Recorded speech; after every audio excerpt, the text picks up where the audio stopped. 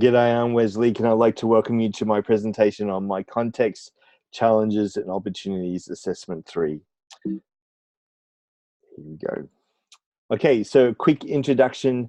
I'm going to be covering who I am, what I aim to achieve, what is important to me in practice, the theories that understand and underpin my practice, a specific challenge that I've got, the solutions that I've found so far to that challenge, and where to from here. So who am I as a teacher? I love what Ben Madison had to say when he talked about a professional identity is an outworking of your values, who you are. And when I look at my values and think through them, I think the key ones for me are family, community, being a life of influence, learning, friends, fun, and spirituality. This plays out in my classroom in that I'm concerned for the whole person. How does that fit in with what I'm teaching them with their values and life pursuits? I'm concerned about how do I create an environment that encourages them to learn, to build relationships with others, to enjoy themselves and see learning as fun, plus prepare them for their entrepreneurial journey ahead. What do I aim to achieve? So my main area of lecturing is in the Bachelor of Entrepreneurship program, and another college I actually teach in accounting. So I actually envision my students becoming CEOs of the companies that they have either founded or they've stepped into and worked their ways up into senior positions within that business. So that's, and I keep telling them that I am teaching you how to become. I envision them becoming the CEO of those companies. So I'm seeking to develop their creativity and their problem solving skills, as well as ensuring that they have a good grounding in the appropriate theory, are able to apply that theory. And more importantly, I want them to get a passion for lifelong learning. I am very conscious that this not only affects the students' lives, but has a direct impact on the economic success of nations. And Bathmaker and Avis talk about this when they talk about the widening participation and raising achievement in all forms of learning, education, and training, conceived of as a lifelong endeavor, is seen as imperative to the success of the well-being of individuals, communities, industry, and the nation. So what we're doing has a direct impact on the well-being of the individuals that are in front of us, the communities that they're a part of, their broader industry, and the nation as a whole. So I'm very conscious of that as I step into my classroom each and every time.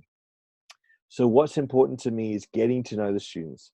What are their strengths? I've loved teaching the class understanding people and organizations and taking the students through their Clifton strengths and getting to know them deeper in that way and helping them to focus on their strengths. It's important to know what are their goals. Where do they currently work? I love knowing that because I can relate what we're teaching about in the subject to their specific work situation as it is now. Knowing their family background and knowing where they're heading. What do they want to do? They want to start their own business. They want to work in a corporation. What is that? And I know a lot of students don't know where they're at. Some of them do, some of them don't. But even knowing that helps. Okay, so it takes this takes time, and I'm learning how to facilitate this quickly in a classroom environment because there's quite a knack to it. One of the key things I've been doing is right from the first class of the semester is setting the culture, and I've come up with 15 different points of culture. Basically, it's about the students treating their class like a work environment. If you are late to work, you would let your boss know, or if you're not turning up, you let your boss know. That's one of the things I'd like them to tell me. Like if they're going to be late, text me. I want to know where they are and what they're doing. But this also means that I have to be fully present myself, that I need to bring my A game to the classroom, and I need to be continuing growing and developing in my own teaching style and methods and my knowledge as well. So it's one thing to raise the standard within the classroom, but as you do that, you need to raise your standard as well. I love what Dr. Mary Fitzpatrick said. Yes, I know that I will continue to make mistakes, but now I understand that they are simply part of my learning, and I'm no longer scared. Rather than lurching from lecture to lecture on fear-induced adrenaline, I look forward to my future as a teacher. Teaching fascinates me, it challenges me, and inspires me. And that really sums up where I'm at the moment. Particularly, so we've just finished our second semester of teaching at the university level. My first semester was very hard going. I found it very draining, but at the same time, very exhilarating. But I know that to step up is to overcome that fear and to create something that's quite powerful in the classroom. So the theories that underpin my practice, and this is what's been very helpful in this subject to start to learn some of these theories, is to look at andragogy, about how adults learn is different to how children learn. That we've got to involve the adult learners. We've got to talk about their experience, including their experience. This is why I find it so key to know what work are they doing in this point in time, so I can bring that experience in, or bring that family experience in, and the relevance and impact to the learners' lives. They need to know that what we're teaching them is very real, and how it's going to play out in their lives. And the other thing is to be problem centered, because particularly when you're an entrepreneur, you're going to be focusing problems each and every day. That's your job, to solve problems. In fact, that's what makes companies successful, is finding out what is your customer's problem and providing a solution to it. So that's one of the reasons why I love this theory.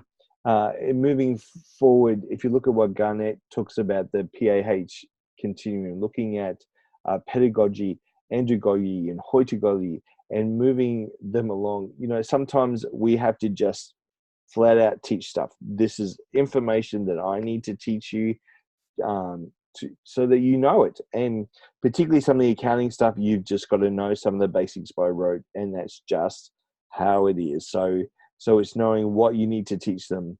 But then it's the next step in andragogy, talking to them about the problem solving aspects of that.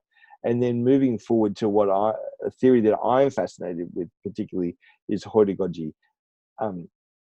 How offer creative ways in which they might express what they have learned, and to have that to continue them to move forward, and to create their own education, if you like, in knowing what they should learn and how to do that as well. So what's the current problem I have? Well, how would I define it? I define it this way: working with a culturally diverse group of students, providing opportunity for them to interact with each other and build relationships amongst the class, understand Australian culture and university requirements, while at the same time working through the set curriculum and helping them to think creatively and academically. So that's what I see as my biggest challenge at this point in time. So how have I identified this? Well, self-observation. I love this article by Larry Robbins when on self-observation teaching, what to look for at key areas for a teacher to observe. So I've kind of extrapolated out the article a bit. He lists the things of eye contact. So I see it's both my eye contact, so how's my eye contact with students, but also how's the students' eye contact with me and with each other, and observing that. Looking at body language, what's my body language like when I'm in the classroom, but what's the students' body language like as well. My voice, am I protecting my voice? How am I using my voice? But also, how are the students using their voice within the classroom? A key area that I have really been spending a lot of time and working on is questioning.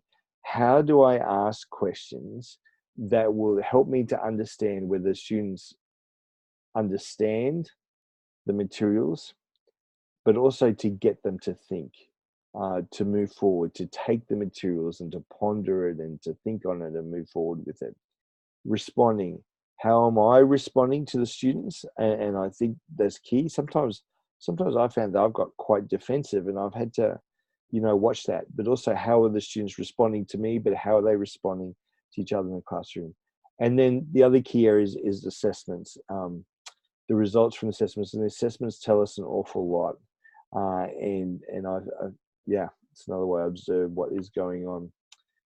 So the 4 solutions that I've found so far is, one is critical reflection. We teach critical reflection in understanding people and organizations and business communication. As I've been teaching it to my students, I've been thinking, I need to learn to critically reflect on each class that I've held, to look at the class, look at the actions that have happened, what worked, what didn't work, how can I learn from what happened in that particular classroom. I spoke before about one of my key values is spirituality, and I actually find that the examine, which is put in place by a guy called St. Francis, which is a time of prayerful reflection on one's experience. And Bennett talks about this in his book about spiritual companions. I also, so the two of those combined together have been very helpful to me to reflect on each of the lessons that I've had. The second one is to seek wisdom. I love Proverbs 11:14, where it says, "Where there is no guidance, the people fall, but in abundance of counselors there is victory."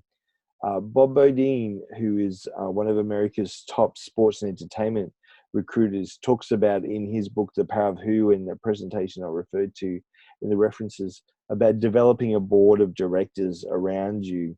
So there can be a general board, but also in this case, like from my professional experience in lecturing, who are the people that I need, that I can go to seek help from? So I've been talking to the success coaches. I've been talking to the subject coordinators. I've been talking to other lecturers, other key professionals. For example, I've spoken to my dentist, who's Indian, about what is the best way to handle the Indian students. She gave some great insight, by the way. It's one of the reasons why I'm completing the graduate certificate in learning and teaching. I want to know, what is the theory behind teaching? What's the research saying? And how do I take what other people have already learned and from their failures and their successes and apply them into my classroom? And the other thing is everything around the academic integrity and the policies of Torrens University as a whole has been very helpful as well. So sought wisdom. The third one is to develop team building activities in class. So one of the lecturers that I actually co-taught with said to me, you really need to be incorporating a team building activity in each of your lessons. And I found this extremely helpful. Sarah Briggs, in her article, 10 Tips for Effective Problem-Based Learning, the Ultimate Instructional Solution, talks about how do we bring problem-based learning into the classroom. In fact, it's got to be student-centered. Small groups, usually 6 to 10 students. We have some smaller groups, sometimes 2, sometimes 3, sometimes 4, sometimes 5, depending on what is the activity and the number of students in the classroom. That my role is to facilitate or guide rather than teach. So specific, and these team building activities are specific examples of that. The specific problem serves as a focus of the group and stimulates learning. So I give them a problem. Build a snowman, for example, and you'll see this, or add a Play-Doh to say make something useful out of it. So this is what you need to achieve, but how you do it is up to you.